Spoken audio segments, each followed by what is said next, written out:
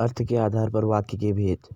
ठीक है, अर्थ के आधार पर वाक्य के 8 भेद होते हैं। विधानवाचक वाक्य, निषेधवाचक वाक्य, प्रश्नवाचक वाक्य, विस्मय या आदिबोधक वाक्य, आज्ञावाचक वाक्य, इच्छावाचक वाक्य, संकेतवाचक वाक्य, संदेहवाचक वाक्य। ओके, फर्स्ट है विधानवाचक सूचक वाक्य। वह वाक्य जिससे किसी प्रकार की जानकारी प्राप्त होती है उसे हम विधानवाचक वाक्य कहते हैं। ठीक है, जैसे कि भारत मेरा देश है, ये हमें जानकारी प्राप्त हो रही है। दूसरा है हमारा निषेधवाचक वाक्य, जिन वाक्यों के कार्य का ना होने का प्रतीत होता है। ठीक है, जिन वाक्यों में कार्य के नहीं होने का प्रतीत होता है तो उसे हम निषेधवाचक वाक्य कहते हैं। और आप इसकी डेफिनेशन भी पढ़ सकते हैं। मैंने दूध नहीं पिया, निषेधवाचक वाक्य। प्रश्नवाचक वाक्य, वह वाक्य जिसके द्वारा किसी प्रकार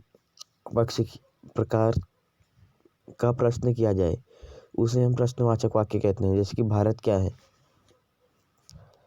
आज्ञावाचक वाक्य, वह वाक्य जिसके द्वारा किसी प्रकार की आज्ञा दी जाती है या प्रार्थना की जाती है या आशीर्वाद भी दिया जा सकता है तो प्रार्थना की जाती है तो उसे हम आज्ञावाचक वाक्य कहते हैं।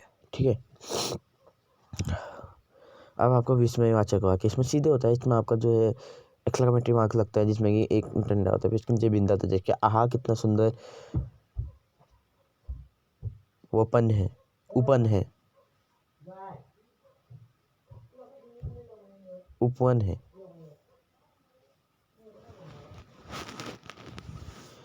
इच्छावाचक वाक्य, जिन वाक्यों में किसी इच्छा, आकांक्षा या आशीर्वाद का बोध होता है उसे हम इच्छावाचक वाक्य कहते हैं।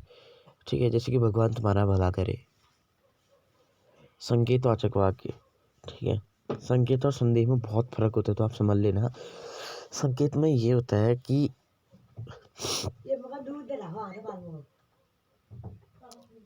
जिन वाक्यों में किसी संकेत का बोध हो उन्हें हम संकेतवाचक वाक्य कहते हैं। जैसे राम का मकान उधर है तो हम संकेत कर रहे हैं कि उधर है, हमने बताया नहीं किधर है पर हम बोल रहे हैं कि उधर है, तो इसमें हम संकेत कर रहे हैं। ठीक है,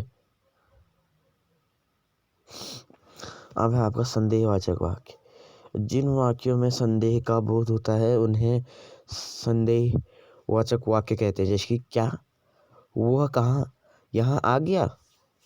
ठीक है, तो ये आपका जो है सेकंड पार्ट भी हो चुके हैं। मैंने वाक्यों के भेद पहले रचना के आधार पर बता दिया, अब अर्थ के आधार पर बता दिए। तो अब नेक्स्ट पार्ट आपका जो है हिंदी से होगा, तो हिंदी का फर्स्ट चैप्टर रेडी रखना। मैं आऊँगा एक दिन, कल आऊँगा।